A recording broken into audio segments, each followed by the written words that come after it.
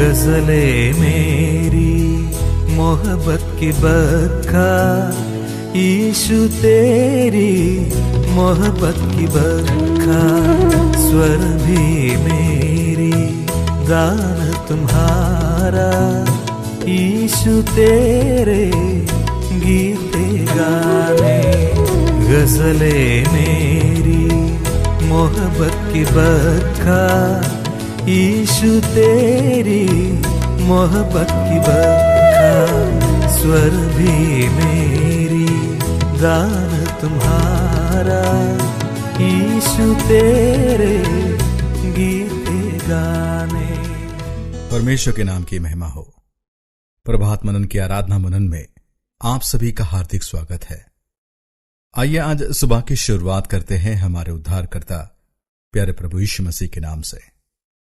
प्यारे, जैसे कि आपको याद होगा कि पिछले सप्ताह हमने मिलाप वाले तंबू में चढ़ाए जाने वाले बलिदानों के विषय में मनन को आरंभ किया था। आइए इससे संबंधित एक भाग को मैं आपके लिए पढ़ देना चाहता हूं। लेवी व्यवस्था की पुस्तक उसका पहला अध्याय उसका 1 और 2 पद।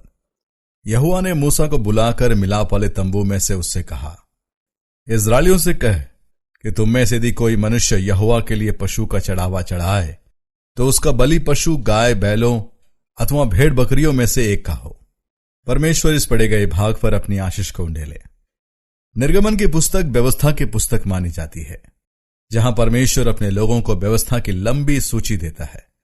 पर लेवी व्यवस्था की पुस्तक अनुग्रह की पुस्तक मानी जाती है, जहां परमेश्वर का मिलाप वाला तंबू बनकर तैयार है।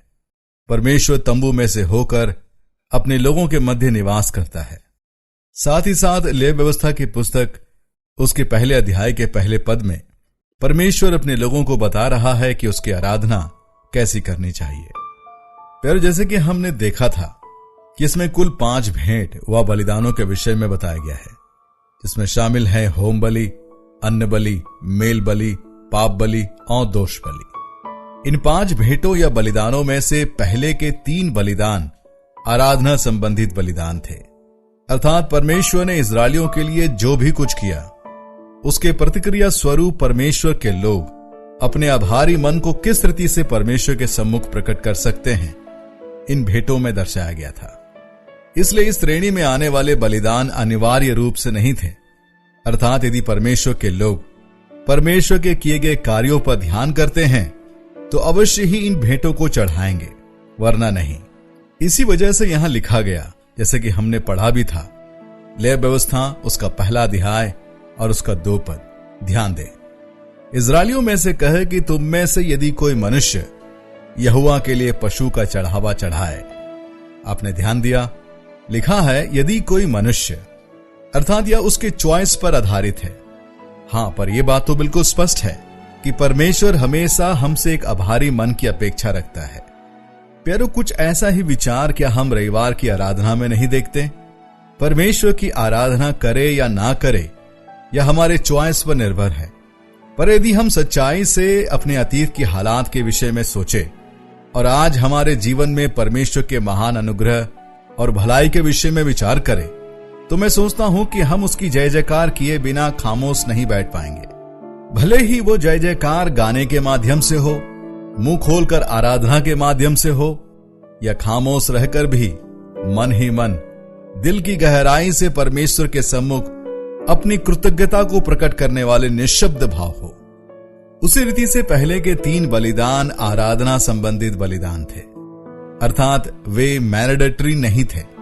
पर बाकी बचे 2 बलिदान, अर्थात पाप बलि और दोष बलि, पाप क्षमा हेतु बलिदान थे, जिनका चढ़ाना प्रत्येक इस्राएली के लिए अनिवार्य था। परंतु इन दोनों श्रेणियों के बलिदानों में हम कहीं ना कहीं मसीह के कार्य एवं उनके बलिदान की झलक को देख पाते हैं। सचमुच में यह कितने बड़े धन्यवाद का विषय है कि आज हमें इस तरह के इन बलिदानों को चढ़ाने की जरूरत नहीं है, क्योंकि हम जानते हैं कि जैसे कि इब्रानियों का लेखक भी कहता है कि प्रभु यीशु मसीह जो हमारे लिए सिद्ध बलिदान ठहरा है, Christ is our perfect sacrifice. आइए एक एक कर इन बलिदानों के विषय में ध्यान करें। पहला बलिदान, होम बलि की भेंट। आपको याद होगा कि होम बलि की भेंट बाइबल में उल्लेख कई प्रभु के जनों ने पहले भी चढ़ाया था। जैसे कि हाबिल, नूह, अब्राहम इत्यादि। उन्होंने प्रभु के द्वारा किए उपकार और भलाई को स्मरण करके होम बलि की भेंट के द्वारा परमेश्वर के प्रति अपने समर्पण एवं अपने कृतज्ञ हृदय को प्रकट किया था। होम बलि के बलिदान की सबसे बड़ी विशेषता यह थी, इसे संपूर्ण रीति से परमेश्वर को हवन करके चढ़ाया जाता था, क्योंकि बाकी बलिदानों का कुछ हिस्सा परमेश्वर को चढ़ाकर बाकी बचे हुए हिस्से को याजकों एवं चढ़ाने वाले व्यक्ति के मध्य बांट दिया जाता था। पर होम बलि को संपूर्ण रीति से परमेश्वर की वेदी पर हवन करके जलाया जाता था। इस कारण इसे संपूर्ण समर्पण अथवा टोटल सरेंडर के रूप में देखा जाता है। टोटल सरेंडर, इसका मतलब जब एक व्यक्ति अपने स्वयं की इच्छा से अपने आप को किसी के अधीन कर देता है, अर्थात अब से उसकी अपनी सोच, उसकी अपनी योजनाएं, उसकी इच्छाएं, उसके जीवन के किसी भी हिस्से पर अब उसका कोई हक नहीं। अब उसने अपने आप को दूसरे के अधीन कर दिया है। कितनी अद्भुत रीति से पवित्र आत्मा ने अपने वचनों में वर्णन करता है, और ऐसा ही समर्पण हम प्रभु यीशु मसीह में देखते हैं। आइए मैं आपके लिए उन वचनों को पढ़ देता हूं। लेवी व्यवस्था की पुस्तक, उसका पहला अध्याय 5 से लेकर 9 पद। तब वह उस बछड़े को यहोवा के सामने बलि करे, और हारून के पुत्र जो याजक हैं वे लहू को समीप ले जाकर उस वेदी के चारों ओर छिड़के, जो मिलाप वाले तंबू के द्वार पर है। फिर वह होम बलि पशु की खाल निकालकर उस पशु को टुकड़े टुकड़े करे।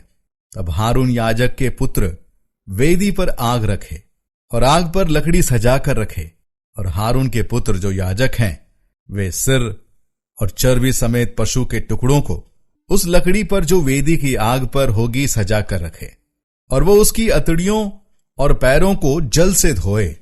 तब याजक सबको वेदी पर जलाए कि वो होम बलि यहोवा के लिए सुखदायक सुगंध वाला हवन ठहरे। मैं इसके 8 और 9 पद की ओर आपका ध्यान खींचना चाहता हूं, जहां कहा गया है उस पशु के सिर, चर्बी, अतड़ियां, पैर इत्यादि सभी वेदी पर रखे।